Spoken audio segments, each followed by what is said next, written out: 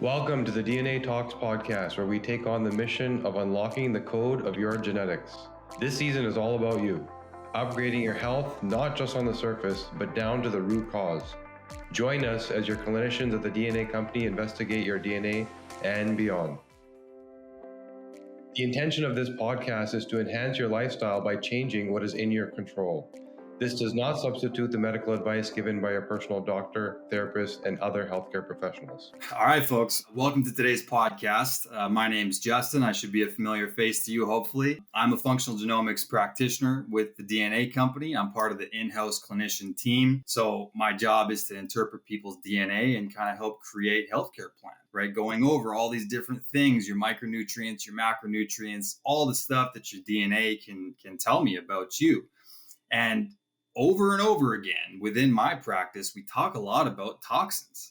You know, it comes up. In my opinion, every health problem people have, there's some kind of an inflammatory element. There's some kind of a toxic element in there. And genetically, over and over again, I'm finding myself talking about these different ways that the body takes in toxins, right? Like we take them in via our diet, we take them in the water we drink, right? It's kind of everywhere. So we live in a world of toxins. And one area that we take in a lot of toxins that I don't think gets talked about enough is just from within the household, right? The air that we breathe. We take, 20,000 breaths a day, 22,000 breaths a day, something like that. So, I mean, if you think that there's this kind of, slow intake all day long of toxins, of course, it's going to increase that cumulative toxin load and it can create any number of problems. Mold, right? All these different things, in my opinion, is a very relevant factor. So finding ways to kind of mitigate that can really help to expand your life. So today I'm here with the man from HypoAir. We are going to be talking about ways to kind of help transform your home and get it back into more of an ancestrally appropriate place to live, ways to lower the toxin load within your own home. So I'm here with David from HypoAir. Welcome, buddy. I want to copy paste that intro because that was a really good framing of the conversation. We often say that air quality is one piece of the puzzle. For some people, it's a really big piece. For other people, it's more preventative. But we breathe about a swimming pool every day. So whatever is in that air, our lungs, obviously, our skin. For some people, it's going to be a really big issue. A lot of times you can't smell, you can't see these things. It's hard to quantify them a lot of times.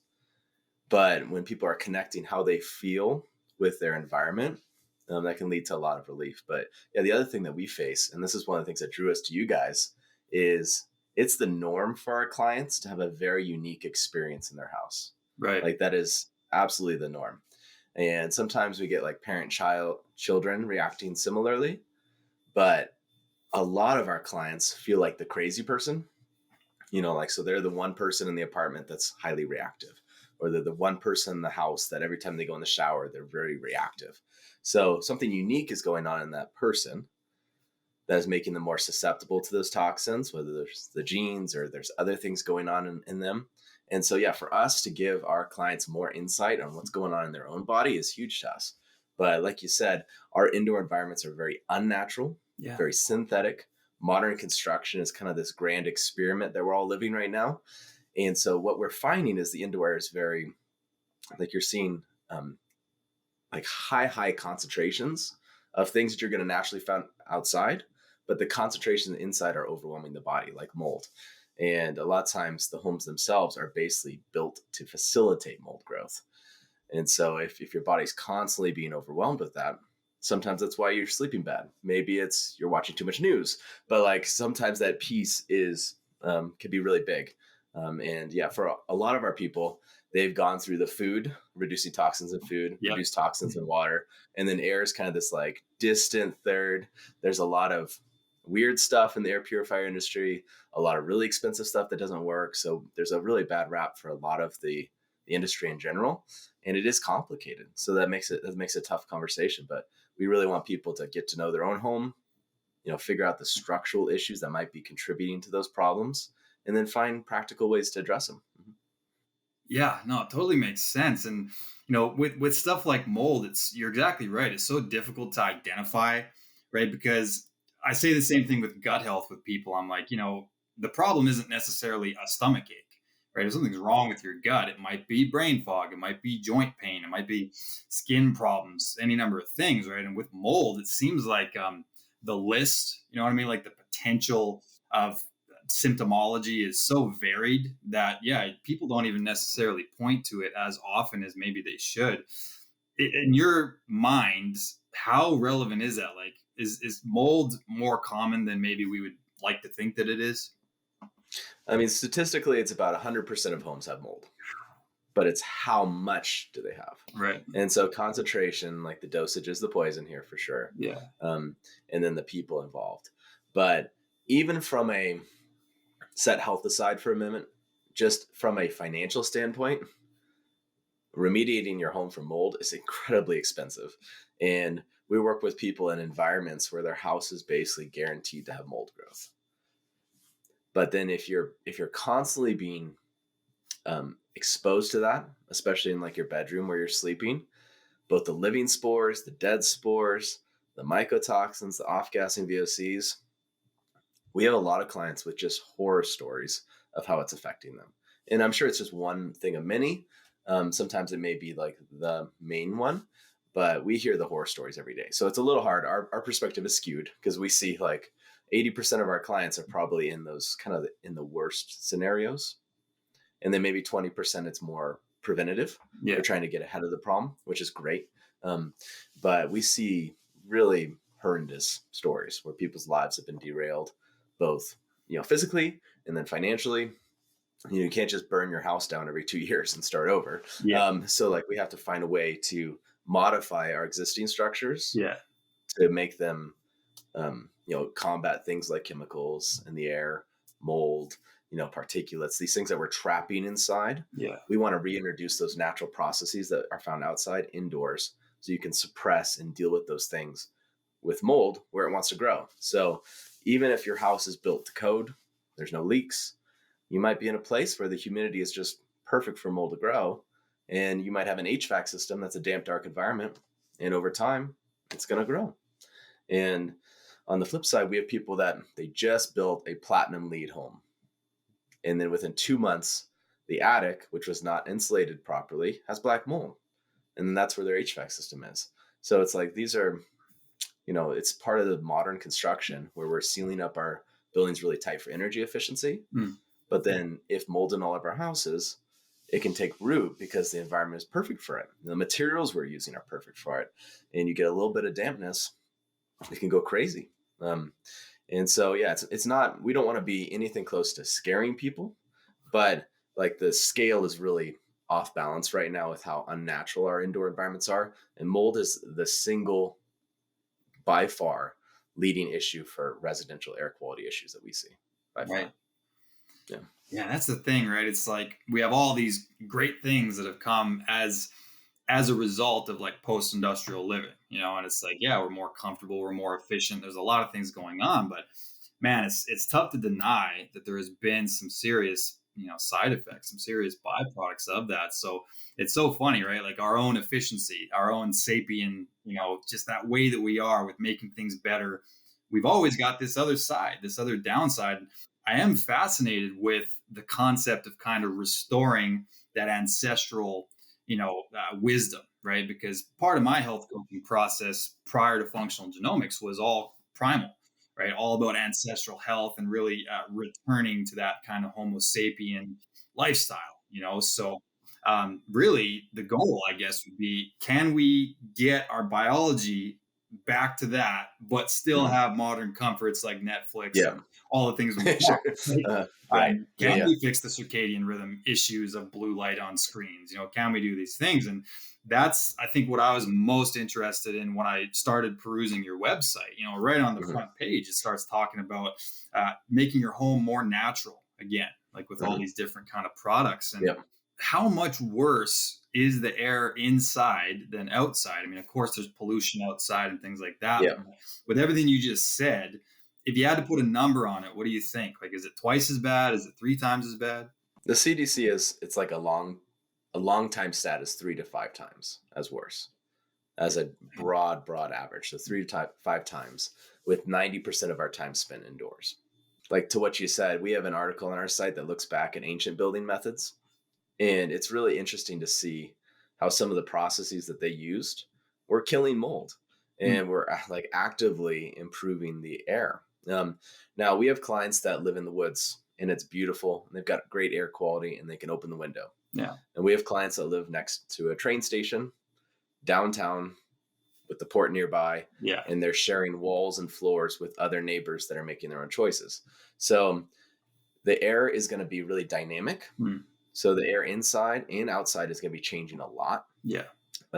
You might not have a lot of particulates. You might have a lot of chemicals. You might have very low chemicals. You have a lot of mold. So there's a lot of elements to it. But yeah, that outdoor air, there's so many processes naturally taking place outside to purify the air. Yeah. And then inside, we see those very unnatural concentrations of things. And that's like the chemicals, that's like the mold. Yeah. And we're trapping them inside. And then in most homes, there's nothing that's taking them out. So, even something like cooking. So cooking on a stove.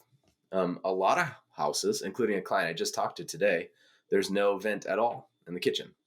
And so the things that you're cooking, are adding chemicals and particulates to that kitchen air. And then they're sealing up the home because it's cold. And so you're trapping those things in. So even just the process of cooking can contribute to that poor air quality. And then there's nothing to take care of it. So there's little to no filtration, let alone other processes to take care of something like a chemical. Yeah, I say the same thing, I guess, about Wi-Fi and stuff like that. It's like, if you're really immersed in an environment with all this Wi-Fi and there's no way for your body to there's nothing else for your body to resonate with. So I think it makes it worse. Whereas let's say you have your phone on you, but you're walking on some woodsy, path in the Alpines, that Wi-Fi is not going to overtake your cells in the same way. You know what I mean? It's not going to be as bad because you're surrounded by so many natural frequencies that at least it's like a half and half thing, So it makes sense that even if there's pollution outside, you're still getting kind of a balance because of the trees, right? You're getting natural oxygen and things as well. So yeah. What do you think? And it's just changing so much too. Because during rush hour in a city, the particulates might be 50 times worse than an hour before. So it's changing a lot. And then we would recommend, say, don't go running on a road during rush hour because now you're consuming even more of that. Now, not everyone has those choices. They're trying to be healthy. I remember, that just jogged my memory, but back in kind of the heart of COVID craziness, there was a photo in San Francisco of the red sky from the wildfires. And then you had CrossFit people exercising on the sidewalk because they weren't allowed to be inside downtown in rush hour. So these people are exercising as hard as they can to be healthy. Yeah. And you've got this red sky and rush hour on the sidewalk. And it's is there a net positive there? I don't know. But there's definitely a lot of consumption of bad air quality. Yeah, it's tricky. Sword for sure, man. I know a lot of CrossFit people, and they're just like that. You're not going to talk those people out of that. Not going to slow them down, right? Yeah, definitely not, man. Yeah, it's kind of like the law of unintended consequences, though. You know, where it's we're doing things to improve something, and then that indoor environment gets out of whack. So one of the examples we give a lot is ozone. You go on a mountain in Alaska, you're breathing ozone. Yeah, but it's a really small amount. So if you use ozone indoors, you have to use such an unnatural concentration that anyone with sensitivities in general is going to be very reactive to that ozone. Right. So you find it outside, but it's in really small amounts and our body can handle it, no problem. But when you start to pump too much of that thing inside, well, now our bodies don't know what to do with it. Or they're reacting or there's negative consequences. Just like you could put too much oxygen in the air. That's not likely, but you could. And so, that's why we kind of go back to our golden rule. What's happening outside? How can we replicate those things inside? Because otherwise, there's not many options because you're just either going to have to be constantly or frequently remediating. So physically cleaning and removing stuff, but you're constantly being exposed to them. Yeah, it's like you said, right? The dosage makes the poison. I think that's a perfect analogy there. you can have too much of anything. And even with the exercise Yeah. conversation, it's like, yeah, it's a hormetic stress. Like, let's try to find the right amount for you and not overdo it. And Mhm. I think ozone and all these things are kind of in the same boat. Mhm. And Yep. with your products, right? As I was perusing the website, I was like, man, there's a lot more going on here than Mhm. just like HEPA filtration, because I Mhm. think everybody is familiar with a HEPA filter, and there's the particle sizes and different things going on. As I was looking at your products, there's talking about the 6 different kind of technologies that they'll put into some of these different products, as well as, like, you mentioned HVAC systems. Like, you guys have products that will actually turn an HVAC system more into a full Mhm. household kind of an air filter. Can Yeah. we go into that a little bit, like the polar ions and Yeah. different things you guys Mhm. Sure, do? sure, sure. Yeah, so like at our heart, we're more of an R&D company. We're trying not to just do what everyone else is doing. Yeah. And so HEPA, people know because that's a buzzword that people buy. A lot of people probably couldn't tell you what it is Yeah. or what's good about it, but it's become like, oh, that's the thing. HEPA is one standardized system for a mechanical filter. It's one type of standardized system. And really, it's only as good as how much air you can force through it and at a noise level that you can handle. So if you go out and buy $1,000 HEPA plug-in air purifier and run that thing on turbo speed, sounds like a jet engine. Yeah. An average home's HVAC system is probably moving 5 to 10 times as much air silently. Right. And so some of this comes down to scale. It's not that it's not a good thing, but if you had that $1,000 HEPA purifier in the master, and then the master bathroom has humidity issues and mold growing, there's very little chance that HEPA is going to stop the spread of that mold in the bathroom. There's just not enough volume of air. It can't suck everything across the room and into it. If you look at like the air dynamics that go around a ceiling fan, it probably moves 4,000 to 10,000 CFM of air, cubic feet per minute. That $1,000 HEPA air purifier probably moves 300 to 600. And not all the air lines up to go through that ceiling fan. So it's kind of acting like a vacuum for your air. And for people with sensitivities that are reacting to their environment, we absolutely say, if you can afford to get a HEPA for the bedroom, but you want to look at the specs, like what grade of HEPA is it? It's not super duper hyper HEPA. Don't forget about all that. That's just marketing fluff. You want to look for a number like an H11, H12, H13, H14, ULPA 15, so like you want to look for these numbers and then how much air is going through it and the noise, because that's the only thing that's going to affect it. But yeah, so we're wanting to modify existing structures to make them more naturally like the outside. So current homes are built very poorly. And so if you have central air, we want to convert that huge blower into the air purifier. And we want to kill mold inside the HVAC where it wants to grow before it grows, but then also leverage the power of that system to purify the air throughout the house. And we'd much rather that. You mentioned Wi-Fi a few times. We don't want electronics in every room. We don't want added noise in every room, EMF in every room. Sometimes that's the solution. Sometimes you do have to have plug-in units, but we would rather it be further away from you. So it's quiet. It's not adding light, noise, or anything else, but it's leveraging a much larger blower. So like this diameter of a fan basically affects how effective it is. And we would rather use that system to purify the air throughout the house because of the scale. It has so much more power moving through that system. But then also that's the root of the problem. Because like a lot of people, you move into a house, and like biohackers too, they buy this new home. It's really cool. They spent millions on it. And they've spent 6 figures on biohacking equipment. And they have never changed the filter in their HVAC system for 3 years. Yeah. That's like, we hear that kind of stuff a lot. Because like no one ever told them like, hey, this HVAC system, if you don't take care of it, it's going to be pumping out bad air into your face, basically. Yeah. And so like, let's take care of those like root systems. And then that will lead to a healthier home long term. And so part of it is like we have over 250 like free articles on our site that like dig into like niche issues. Because if you have like my colleague maybe 2-3 weeks ago helped someone identify that their water heater did not have a functioning vent. So literally poisonous gases are making them sick. You could purify that, but it'd be better to fix the vent. So we'd rather exhaust those chemicals instead of trying to purify them in the air. And so sometimes it's getting to know your own house and trying to address those structural issues that or either not to code, or the code is wrong and the code is going to contribute to bad air quality for you. So yeah, it's tricky, but yeah. So sorry, that's a long-winded answer. We use lots of different technologies. Yeah. We're trying to think out of the box. How can we more naturally deal with these contaminants inside in a way that's practical?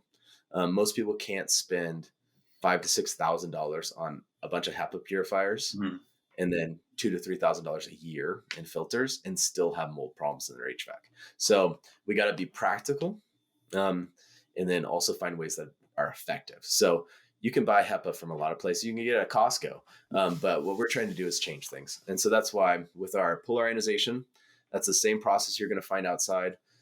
The air purifier space is kind of branded ionizing as this broad term, but it actually means a lot of different things. In nature, there's all kinds of ionization that's taking place. But in the air purifier space, negative oxygen ionization is unnatural. You're not going to find just negative polarity outside. And a lot of times, if you only produce negative, you're going to end up with ozone and static. You're going to be building up static.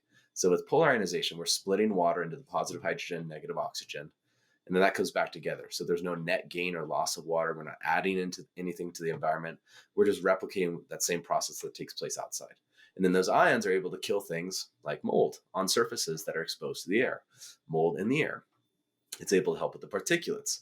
It's able to help with the off-gassing VOCs. So it's a technology that can provide efficacy indoors to suppress something like mold where it wants to grow. And so we'd love to be preventative. Again, most of our clients, they're in like the deep like trenches of dealing with this. Yeah. So we're trying to undo those problems, but as much as we could, we'd love to be preventative. And our background is like with commercial clients, hospitals, sewage plants, casinos, restaurants, things like that. And we kind of got tired of working with these giant corporations. And just like one analogy is we have an award-winning product that goes inside of commercial ice machines. A ice machine, statistically, in a restaurant is dirtier than the toilet water of that same restaurant, the public toilet water. And these systems are just designed to fail. It's a damp, constantly damp, dark environment. They open the top, and then all the yeast from baking bread, all the cooking, everything gets in there. And after a couple months, sometimes less, it is so covered with green slime that it no longer functions. So they have to turn it off and pay for someone to come in and clean it. Well, they don't want to pay for someone to clean it. So they install our technology to save money. Yeah. They don't care that it's growing slime all the time. Yeah. But we would rather not to be growing slime. We don't want those biological contaminants getting in there, finding a home, and then constantly reproducing at the source of the ice. So from a residential perspective, we want to use that same technology in the HVAC to suppress the growth of those biologicals before it becomes a problem. And then you're getting the benefits of, you don't have to clean it potentially, but you're getting the cleaner air, which to someone it's their home, that's a huge benefit. So that's one technology, but we use other technologies for different applications. There's no silver bullet in air quality. There's no easy answer to a lot of this. The polar ionization is really strong against biologicals and particulates, but it's weaker against complex chemicals.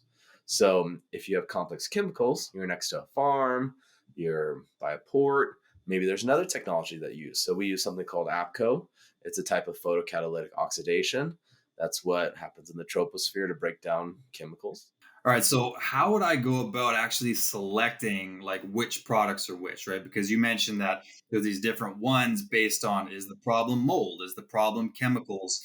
I happen to have pets, right? And they're elderly, so they go to the bathroom in places maybe that they shouldn't. So just as far as going on the website, figuring out which one is which, what's the process kind of look like for that? Yep. And then one of the added complexities there is a lot of our clients are dealing with brain fog from the contaminants that they're dealing with. So we'd recommend just going to hypoair.com/consult and we'll talk to you one-on-one. That's the best bet.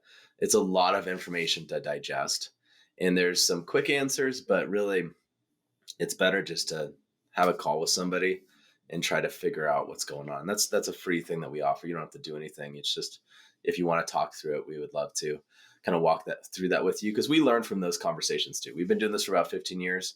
Basically every week we hear something new, a new wrinkle, a new challenge. So there's no easy answer to that. But if you have central air So if you have an HVAC system, we say focus on that. Hmm. The second priority is the bedroom. So focus on that.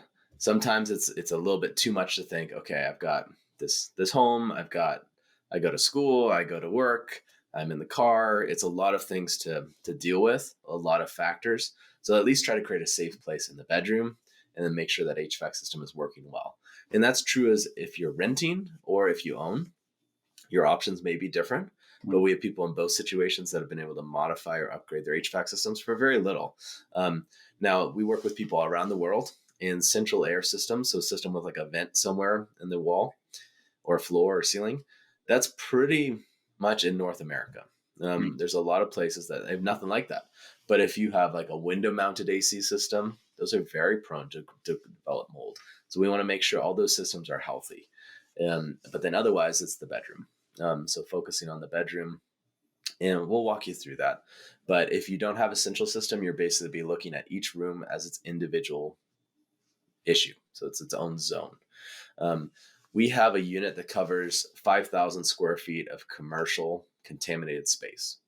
We're never going to say use that unit in a 2,000 square foot home because the airflow is just not there. You're going to have different air issues potentially in the bathroom, it's the bedroom, downstairs, upstairs, kitchen, living room. A lot of times there's crossover. You bake cookies in the kitchen, you might smell it in the master. But a lot of times air quality issues are much more like clouds than like a constant thing throughout the house. So you can have one room that has a really high humidity issue, and so you can feel pretty good that it's going to have a mold issue. And then another part of the house that's not humid at all, and it's doing great. So yeah, sadly, there's not like easy answers for that. But we're just going to say focus on the HVAC if you have it, and then their bedroom, and then we can kind of walk you from there. But yeah, for like dogs, for example, so we have products that remove chemicals from the air, but we'd rather them not be there in the first place. So we're an R&D company. We invest in different technologies, different manufacturers, and one of our other companies does the 5 largest waste treatment facilities in the U.S. with a non-toxic, non-VOC, iodine and copper-based patented formula. So HypoAir brought that to the home with a spray.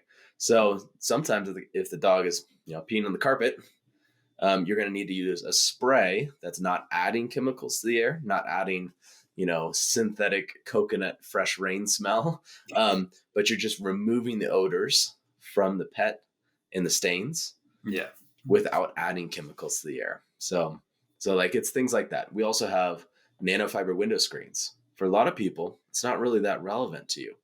But for some of our clients, the only way they cool their house is opening the windows. And they live upstairs in a city next to a busy road. So we would rather have that nanofiber screen in the window to be catching the PM 2.5 from diesel exhaust, pollen, mold spores. You want to stop as much as you can as it comes in. So you're getting the fresh air without the bad stuff as much as you can. So that's like a solution that's applicable to some people and not to others. So that's why we say just reach out to us. The website can be confusing. We're trying, these are somewhat confusing topics. And so sometimes it helps just to talk through a situation with somebody. That makes sense. I mean, being at the DNA company, you can expect it's the same thing. It's trying to kind of simplify something that's incredibly, complicated and just kind of dial it down to lifestyle behaviors and different things. Yeah, it definitely takes some doing. So for sure, a consult would make sense. And it's funny what you say there about cleaners like adding chemicals, because it's like you can just go ahead and clean up the area, but it's like, yeah, now we have the area and then we have bleach and everything else that you poured on it, and now you're breathing that in. So it's such a double-edged sword. Like with our casino clients, we would advocate for purifying the air. And that was we've worked with a lot of people, but it's a hard industry to be part of. And their solution is typically, let's not remove the cigarette chemicals and particulates. Let's add synthetic coconut so that now you have smoky coconut smell. And it's like, this is just adding more chemicals to the air, trying to mask the existing chemicals. And, as another analogy, the highest VOCs, so chemicals in the air, that we've measured in any place is in a hotel room after cleaning. So Sometimes it's the cleaning products that are contributing to these really high concentrations of chemicals in the air. So yeah, we'd rather you not add those to the air. So that's another thing is at home, you can make those decisions. If you're traveling, our number one tip for travel is just to ask the hotel if they have options for someone with sensitivities, because a lot of times they do. And we've worked with really nice hotels around the world, and every single one of them only installs our technology for a couple rooms. They don't want to spend the money in the whole hotel, and they don't want to advertise it, because then it seems like, okay, here's the dirty rooms, here's the clean rooms. But what they do is they keep it for people with sensitivities. So sometimes just asking can get you moved to a room that they use different cleaning products, different bedding. Maybe they have HEPA air purifiers in there. Maybe they have technologies like ours in there. But sometimes just asking can go a long ways. But otherwise, yeah, you don't know what you're stepping into, whether it's an Airbnb or hotel room. And that's where like a portable unit like one of ours, plug it in, you go out to dinner, you give it a chance to work, because yeah, I mean, sometimes hotels are one of the dirtiest places you can be, both from biological contaminants, mold, bacteria, viruses, but then also chemicals. Mm-hmm. Yeah, no, it makes sense because I mean, all the rooms they're kind of sharing air, They and are, each yeah. one is being Mhm. cleaned over and over again with, let's Mhm. be honest, industrial cleaning products. And Yeah, yeah, you a show lot of up and times. you're Mhm. breathing in years worth of Mhm. accumulation there, and I think it's Yeah. an expensive endeavor for them to do each and every room if they've got a couple hundred rooms or whatever. So it Mhm. makes sense. So yeah, you Yeah. got to be that person, right? You got to show up, and it may be a little bit annoying to the staff, but you still got to Right. be that person. Hey, do you have a special room because of Mhm. XYZ? Totally Yeah. makes sense, man. And even calling ahead when you're booking a room. Sometimes they have it just for people that are asking. Mhm. And Yeah. sometimes they even have just Costco HEPA air purifiers available to lend you. So it's nothing fancy, but it can get you some concentration removal. And that's what you're really looking for. You're not trying to remediate the hotel room, but you want to protect yourself while you're there. Mhm. Yeah. Going back for a second to what you said about really prioritizing your own bedroom, I'm such a big fan of that because, we talk to a lot of people that have sleep problems. Like I always use the analogy of turning your bedroom into the equivalent of like a torchlit cave. Like make it as ancestral as you can with regard to the light. If you have a way to block dirty electricity, all these things matter a lot. But if you're dysregulated for, let's say, serotonin, like your brain is very perceptive about different things, and just smells and particulate in the air, it can actually friggin' wake you up, man. Like it can decrease your sleep quality. So I'm totally of the same opinion that prioritize your bedroom, because you do spend 8 hours, ideally a night at least in there. And yeah, I mean, every breath you take, like we said at the beginning of the call, there can be just that trickle, right? That little bit of toxins over and over and over again. How can you sleep well? That's when you detox, right? So it makes a lot of sense to kind of prioritize it and keep your air clean where you're sleeping. Yeah. And like on the flip side, if it's an unhealthy environment, like we've seen that lead to really tremendous problems. It's just Yeah. compounds. But people that have, say, carpet, and they don't know, but there was a leak there under their bed, and they've got black mold under their bed where they're sleeping. It's just a recipe for disaster. Yeah. Yeah. Yeah, it's tricky, but yeah, one of the things that we try to communicate is we don't want you to live in a sterile bubble. That's not the goal here. But if you can create a safe place to naturally detox and spend a lot of your time, go out in the world and be exposed to stuff, but hopefully your body can handle it in those smaller concentrations. Mhm. Yeah, because I think that a sterile bubble, as you mentioned, is every bit as much of a problem because now you're not challenging your immune system in any way. So yeah, get a little bit of that balance, right? Go get dirty, but then at home try to keep things as clean as possible. Yeah, and our clients are the kind of folks that you guys probably are too. But it's like, is this working too well? And it's Yeah, like, well, probably in 10 to 20 years, we're going to have to be a lot more intentional with that, where we don't want to kill too much inside. We don't want to purify too much. But the indoor environment right now is so skewed, we're not even close to that from a technology perspective. But yeah, yeah, in the future, let's say air purification technologies get really super effective and affordable, and you could wipe out everything in your house. Maybe that's 50 years away. I don't know. yeah, Well, that's not good either. So now you're going too far in the other direction. And so that's why we're saying, okay, let's focus on natural processes, natural concentrations, so that we're suppressing But the goal, yeah, it's not the goal is not to live in that sterile bubble. We want you to have just a safe place, a natural place to sleep, recover, and then go about your lives. Okay, so where can people follow you? Do you have social media? Do you have kind of platforms where people can access you, or is it pretty much just through the HypoAir, get a consult and get rolling? I've got 4 little kids, so that's where I'm found. So yeah, you won't find me on social media, but yeah, HypoAir is on Instagram. So Hypoallergenic Air LLC on Instagram. HypoAir.com is probably the best bet. We're not the best with social media, so I'm sure we're out there on the other platforms too. But yeah, HypoAir.com is the best bet. You guys have a discount code for the holidays. I should know what that is. So maybe you could add it to the notes here. But if you come to us and just tell us you came from DNA, we'll give you 10% off any of the sale prices as well. And we do have Christmas sales going. But yeah, hypoair.com/consult. That's the best bet, I think, for this, is just to dive deeper on what you specifically need and go from there. Excellent. I love it. Yeah. All right. And just as a note, like, we're really excited for you guys to continue to identify those genes, because like really, like, a lot of our people feel very isolated and they feel like, yeah, they're the crazy person. And so to better understand our genes and how they can contribute to this, I think is going to be really huge for people.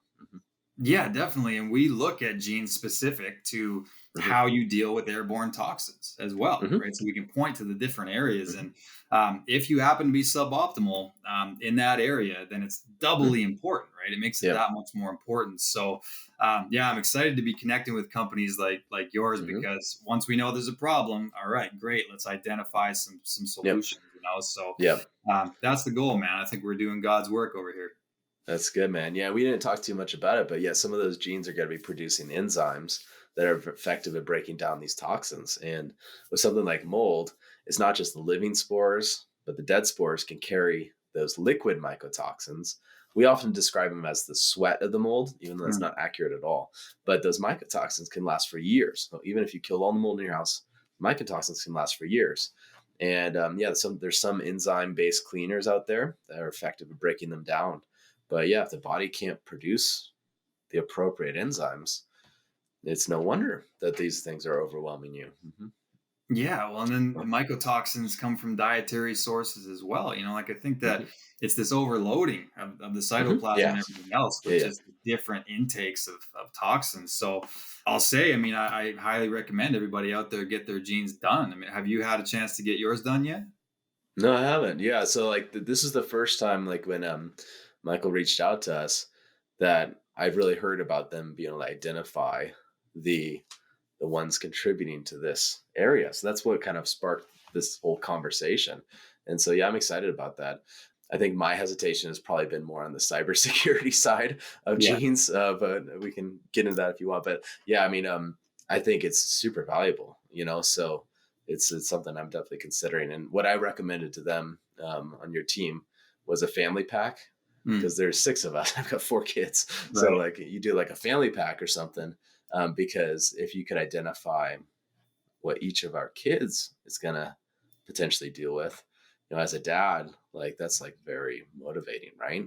Because then you can take steps to, you know, compensate for that. Yeah. And let me just say, I did get my stepdaughters done. And yeah, I mean, just knowing all these little nuances to how even her gut health is going to be laid out, hormone health, right? We go over cardiovascular health. So it kind of just lets you know, like, where to steer from there. And all right, she's doing well with this and not so well over here. And I'll speak for just a second to the cybersecurity, because we do have a number of precautions. And I believe we're the only company that actually has all these different HIPAA compliance, you know, things going on. It's right in our contract that we are not allowed to sell data either. We're in the coaching and you know, healthcare business. So yeah, there's a number of things in place, secure servers and things like that. So yeah, you're pretty safe there with us. As far as the industry wide, it's for sure a problem, but with us, we've got a number of things to prevent that. So hey, if you do get your DNA done, by all means, ask for me, and I'm let's dive in. I like it. I like it. Yeah, I like it. Yeah, and like on the air quality front, one of our challenges is access to good data, because the cost to measure air quality is so much more expensive than the solution itself. So I have an aerospace client. They spent something like $15,000 trying to find a chemical in one room, and they couldn't find it, and they knew it was there. So like air quality testing has a long ways to go. And so that's one of our struggles, is the access to data. And so the more data you can have, that's good, you can make decisions on it, right? And that's a challenge for us, is that access to data. What do you recommend for that then? Just as far as like, if I wanted to just test, my house for, let's say, mold, I want to do that. Yeah. People will say, go to a building biologist, get somebody to come over with meters and different things. Is there a simpler way, or is it pretty much you have to go through the rigmarole on that one? Our number one recommendation is a $5 humidity sensor to start. Okay. So trying to track humidity in your house, and not just like a single point of humidity, but humidity throughout the rooms and throughout the year, and based off of activity. So as an example, we had one client, hypersensitive to mold, trying to take all the precautions she could, got a teenage daughter that likes to shower for an hour a day, twice a day. Yeah. And so you've got a room there that there's no point spending hundreds of dollars really to test for mold. Let's deal with the humidity. Let's mitigate that first. We do recommend Got Mold, which is another company that you guys were partnering with, I think. Yeah. And we recommend them for like airborne samples. A lot of the surface-based samples for something like mold, we just see so many false positives. And even the sample collection material, like these little Swiffer things, already had mold before you took the sample. So yeah, so sometimes the airborne sampling, like when you're getting an outside sample, like a baseline, and then an indoor, that way you're not, okay, they're about the same. You're not freaking out that there's mold. You're looking for that super unnatural concentrations and types. So yeah, Got Mold's a good option, but yeah, our number one is moisture management and understanding your house, because you might have a bathroom. It's got an exhaust fan, you use it, but the exhaust fan goes up and into the wall. It doesn't go anywhere. So you're pumping the humidity into your wall. That's a purely weird, dumb way that it was built. Like, it doesn't match any codes, doesn't make any sense, but that's how your home was built. So some of it's getting to know your house and trying to find those pockets of moisture. And then of course, things like leaks can contribute to it too. But yeah, moisture management to us is one of the number ones. And some things, so when it comes to air quality testing, to back up to the broader question, if you're looking for something specific, you can often be accurate and affordable. So you're looking for CO2. CO2 can be an indicator of good or bad ventilation. It's not the full picture. You want to look for CO, carbon monoxide. It's a really good thing to test for. Yeah. So if you're looking for something specific, you can be accurate. Anything that's saying T VOCs, total VOCs, I think is malarkey. We've rented multi-$1,000s. I want to say like $6,000 sensors. And we've taken them into a casino on a Friday night, and they found 0 parts per billion total VOCs. Probably obviously inaccurate. Yeah. But what it's doing is that sensor is looking for a few specific things, and then it's guesstimating based off of everything else. So yeah, chemical sensors just aren't there unless you're looking for something specific. And particulate sensors are pretty good. So you can find very affordable. There's various technologies that can look at particles of a certain size in the air. That can be a good thing. But yeah, the biologicals and chemicals are the hardest thing to test for, because you might have next to no particulates and a bunch of chemicals. And so with all the sensors, you just kind of want to understand what it is doing for you and what it's not showing you, and where the limitations are. When it comes to outdoors, I like a company called Breezometer. I don't actually know how you say it. It's an Israeli company, but Breezometer. It's a free for just a normal person. It's free to go on there. And what they're doing is, instead of using a single weather station in your city as the point of data, they're using a bunch of other data to guesstimate the air quality, which a lot of times is more accurate. So like traffic, topography, like heat, like weather, all kinds of stuff. So where your home is can have a very different air quality than the weather station up on the hill, whereas where most outdoor air quality kind of readings come from is these like single points of data. But if your house is in a certain valley near a certain freeway or something, your air quality is very different where you're at. So yeah, just there's lots of tools out there, and there's coming to be more, but there's no comprehensive solution out there, not even close, especially when it comes to chemicals. Yeah, I've always wondered that because like in the city that I live, there's a really big like pulp mill that's Mhm. like on the mountain just overlooking the city. And day by day, the way that the wind is going, it changes Mhm. everything about like the Mhm. city's air quality. Oh yeah. And then Yep. you get these air quality readings when you look at the weather network and you go, right, but is that really No, accurate for like my no, house? Is that no. accurate for Yeah. yesterday to today? Like, I think it's Yeah. totally different. Yeah. And there's systems called like HRVs and ERVs, which are going to bring in outside air Mm, into your home. Most commercial buildings, by law, they have to have some kind of system like that. And in general, it's a good thing. But we have people with a system that's pulling in outside air from where their neighbor smokes. So yeah. the air quality around them might be great, Yeah. but the air quality at their intake is bad because of their neighbor. And that's very localized. And the difference between being this is one of the problems with schools is a lot of times schools are in high traffic areas, Mm, and then smaller kids are going to absorb more toxins, and then you go outside for recess. And so there's a place, I'm from Southern California originally, there's the diesel highway of death. That's what they call it. And that's for the main freeway from the port of LA, the Long yeah. Beach port there. And like the asthma rates from the schools are just through the charts because the schools are located close to those areas of contaminants. And that makes a big difference. And yeah, if you get the wind blowing a different direction, now you're pulling all the contaminants that, were laying on the ground Yeah. back the other direction or something like that. And yeah, it's a problem. So yeah, getting to know what's around you, with the time of day, what's going on at that time. Obviously, something like a wildfire is like an extreme example, but throughout every day, there's fluctuations. And so it's not just like, is it good or bad? It's what's in it. And, things like the time of year, pollen, all kinds of things can affect it. And yeah, it's a challenge.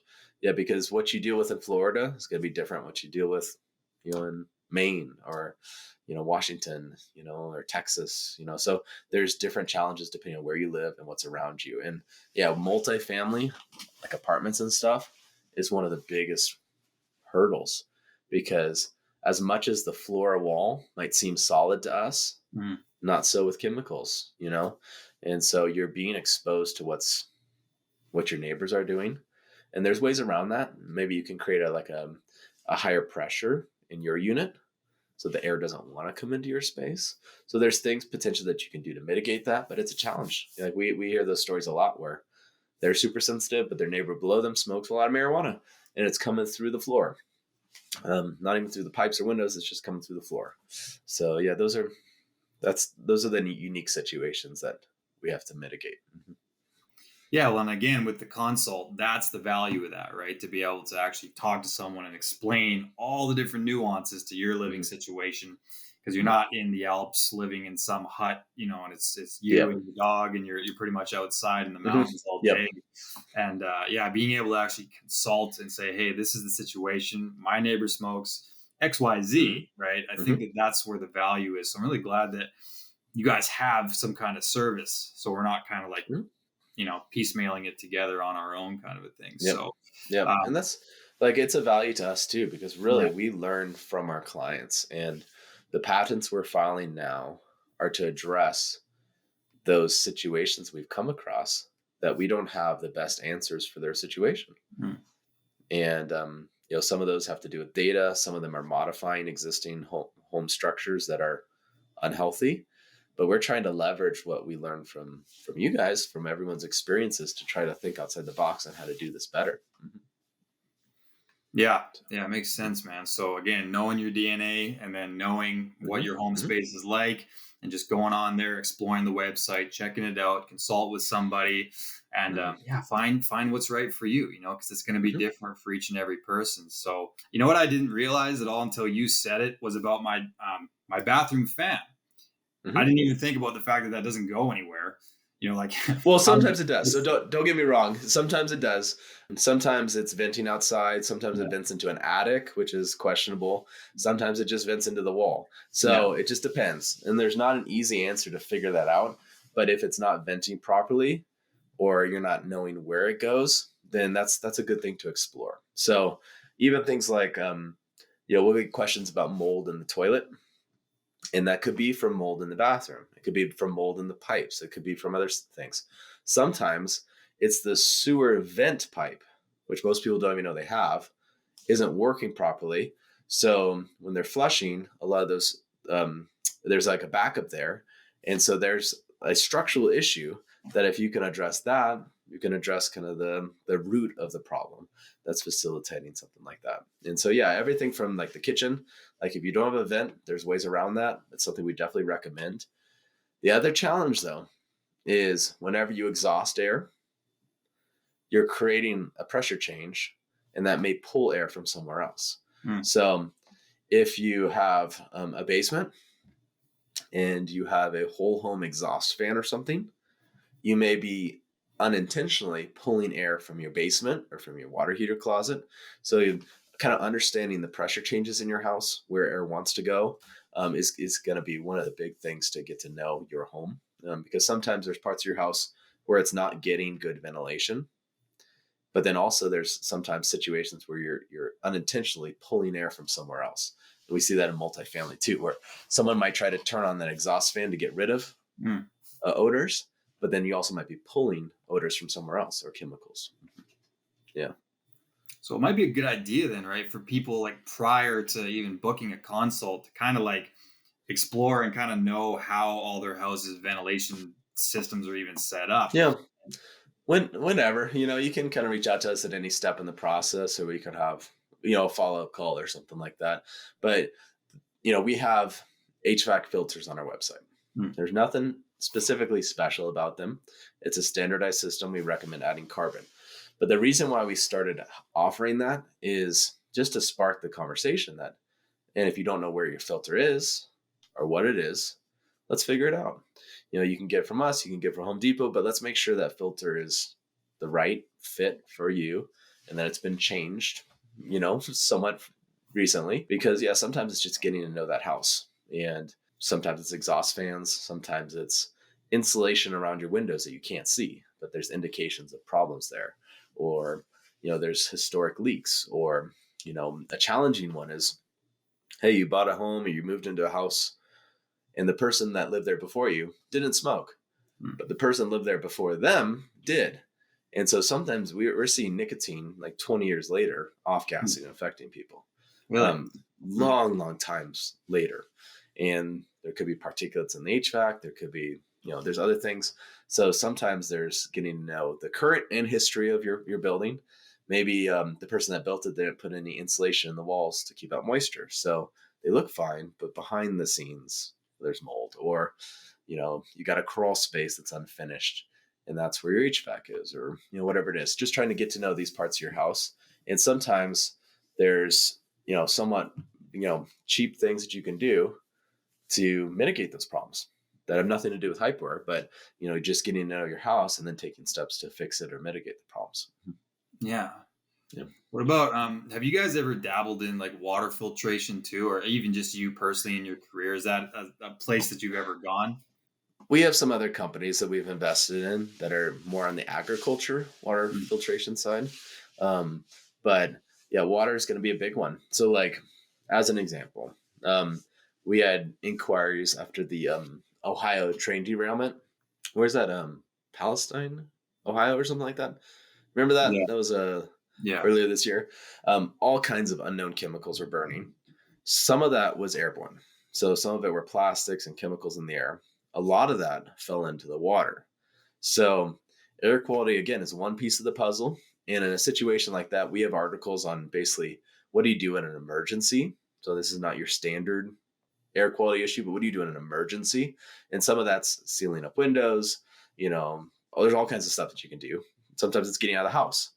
But yeah, water is going to be a totally different vector of how you could be potentially exposed to contaminants. And so, yeah, we're big advocates for it. We partner with Mitolife. Mitolife is a company by Matt Blackburn. They do like water filtration for homes. We recommend them. And there's other things out there, both from like a whole home system as well as systems that, kind of like the old Brita filters. There's things that you can do that to deal with it. But yeah, that's definitely a thing we advocate for. Yeah, it makes sense, right? It's the whole conversation about cumulative toxin load. Well, how many times a day do you drink water? I mean, it's the air you breathe, the water, then the food, then naturally occurring toxins from exercise, right? I mean, between it all, we're definitely fighting a pretty sizable uphill battle, I would say.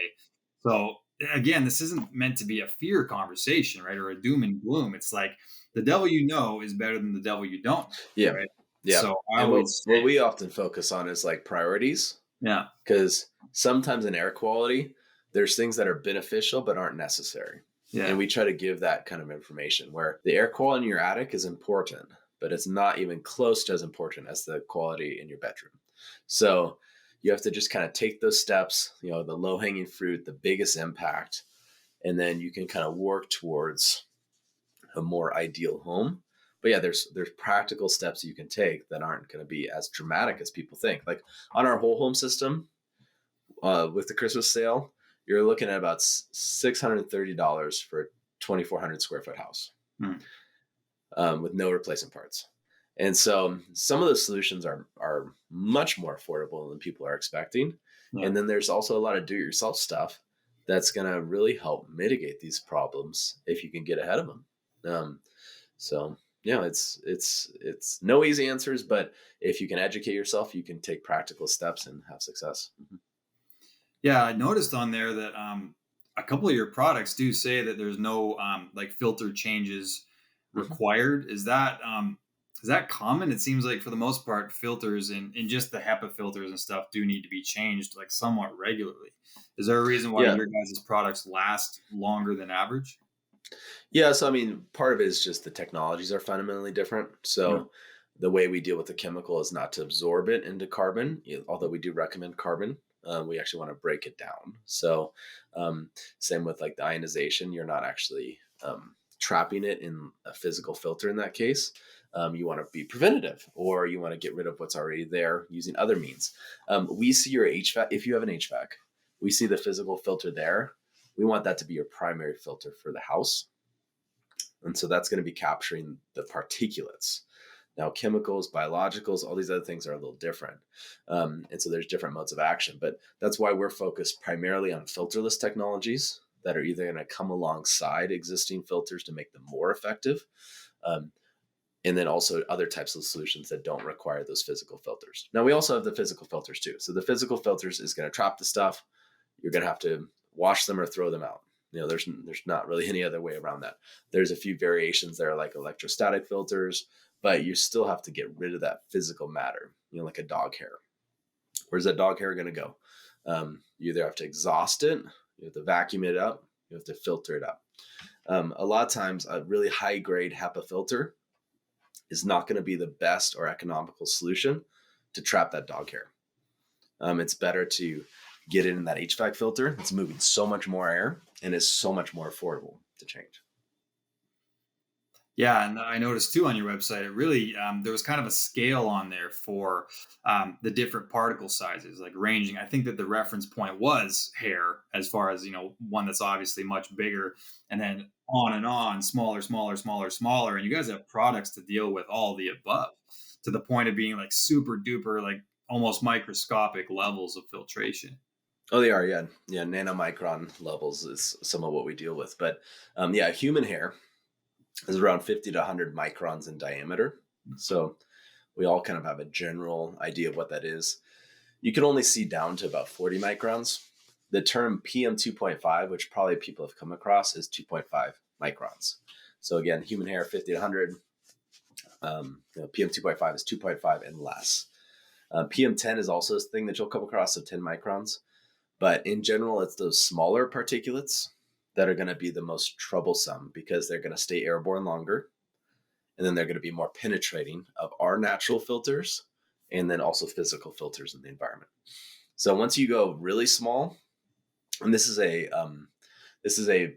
sometimes a intentional misrepresentation from HEPA companies, is if you go really small, sometimes those particles are easier to trap. But there's a specific window that is considered the most penetrating particle sizes. Those are the hardest for a physical filter to trap. And so that's part of what we we focus on removing from the environment. We're not so concerned at HypoAir about the dog hair because there's lots of existing solutions for that. And we can recommend some things on Amazon, but really you're looking at the scale of removal is coming from your HVAC system. And we haven't really gotten too into details on that, but one thing I would say is that the blower in an HVAC system, if you ran it 24/7, on the high side is about $10 in electricity per month. The high side. Most people run it, a couple times a day if it's set to auto. A lot of thermostats give you control over that. So we do recommend switching your settings to have a minimum amount of airflow. So sometimes that's 20 minutes every hour. Sometimes that's 24/7. That blower is designed for a lot of use, and you're getting the purification, even without our technologies, but you're getting ventilation that's benefiting, like drying out surfaces, spreading humidity, but you're getting the physical filtration as well. And it's such a higher scale than having a bunch of plug-in units. And so sometimes it's just change your thermostat to run that blower more often. Another thing that we see is that, say you win a trip to Europe, for a month. Don't turn your HVAC system off. Just change the temperature, but have the blower continue to function because you don't want to just have standing water in there, standing dampness, and because that can lead to problems. And the same is true of a lot of climates where maybe you only use your AC system during the summer and not during the winter. Maybe you have heated floors or something. Well, you don't want to leave that system dormant for half the year and then turn it on because we see those issues a lot. So using that blower regularly can be a really pretty affordable way to get a huge benefit from the HVAC. Yeah, keep it moving. It's like Bruce Lee said, flowing water never grows stale or something like that. Yeah, it's kind of the same concept, right? Like keep it moving, keep it fresh. And that's affordable, right? You're not even really doing anything extra necessarily, not much. Yeah, for a lot of people, that's going to be like a couple dollars a month in electricity. And yet it's such a big impact. Yeah, well worth it. And then, beyond that, then just, start to work your way backward from there. It's like, all right, we've got the basics handled. Well, let's tackle the bedroom now, right? Let's start to kind of work our way through it. I definitely think educating yourself about your own house is something that really, honestly, until today, it didn't even really occur to me. I'm aware of these things, but it's like, was at any point in the history, was there a plumbing problem? Right. Did the previous owners have pets? Did they smoke? You can smell that forever and ever. So it makes sense what you said. So learn about your house and see what about it could possibly be damaging your health, and then work back from the problem, and start targeting. Yeah, just connecting the dots. I mean, I didn't think of it till years later, probably 8-10 years later. But when I was in college doing an internship in Africa. And I was relatively educated, relatively smart, not the greatest, but every time I went into my room, I would sneeze. Sometimes I'd sneeze till I bled. And the entire time I was there for months, it never crossed my mind that I could deal with this, that it was something that could be mitigated. Like it just wasn't in like the realm of what I was thinking. So I just thought, oh, you just suffer through it. It's just allergies or something. Looking back, I know that there's things I could do. And so for a lot of our clients, it's, making the connection of, oh yeah, when I'm at home or when I'm at the office or whatever, I feel different. And maybe that's, your work is boring or stressful, or maybe it's, something's going on in the environment. And so sometimes it's that first step of being like, oh yeah, I knew this thing, but I never really thought about, I could actually improve it or mitigate it or take steps to deal with it. Yeah. So it's that journey. Yeah, and it kind of reminds me of a story that Kashif tells about his work, prior to the DNA company, and how he would go to work and he would have this tremendous reaction to everything within the building. Meanwhile, his partner that he worked with had no reaction at all. And he was like so sick. His partner had to drive him home and all this stuff. Yeah. And, again, that's where knowing the genes comes into play. Like, why am I reacting and somebody else isn't? Well, we have to bring it back to your detox pathways and different things. So, understand your environment, understand yourself, because you are your greatest environment, right? And then kind of work from there. Yeah. And we want your filter to be the best. We don't want it to necessarily be the first line of defense, but I mean, it's critical that your own filter is working well. And then just trying to create a safe environment for you to detox and sleep for sure. Yeah. Yeah. It's a symbiotic relationship, right? The body, as well as where you are, the way you eat, the way you exercise, every little Yep. piece counts for your longevity. Yep. Yep. And we do have, don't get me wrong, we do have solutions for offices too. So that's a separate conversation that we could have. And, like on a consult where, you might work in a, 3D printer or some kind of, really large car testing garage. These are types of people we hear. And so sometimes it's very unusual chemicals or mold.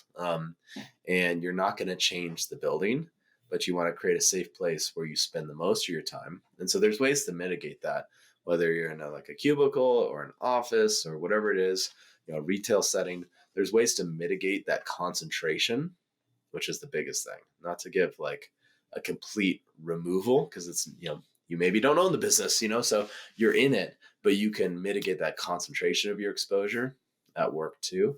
So there's things that you can do, but it is much more challenging because that office building, there could be all kinds of unusual activities, biological contaminants, a 20, 30-year-old HVAC system that's on the roof that's moldy. I mean, we just don't know. And the scale of problems could be really big, but you can still find ways to mitigate that. And yes, have that safe place at home to recover. We still see that as a top priority. And then you can, in the future, take other steps potentially to make each of those environments that you're spending a lot of your time in, more naturally healthy. Yeah.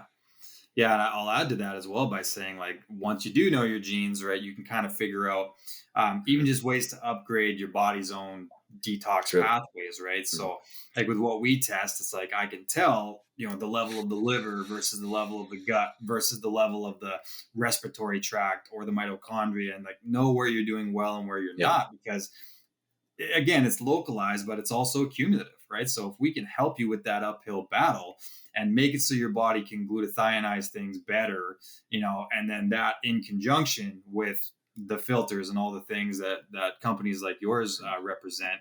Yeah. I mean, you're probably going to add a chunk to your life for sure if you target all the different kind of moving parts to it. Totally. Yeah. If your body and the home was built well, there wouldn't be nearly as much need for our products. Yeah. All right, man.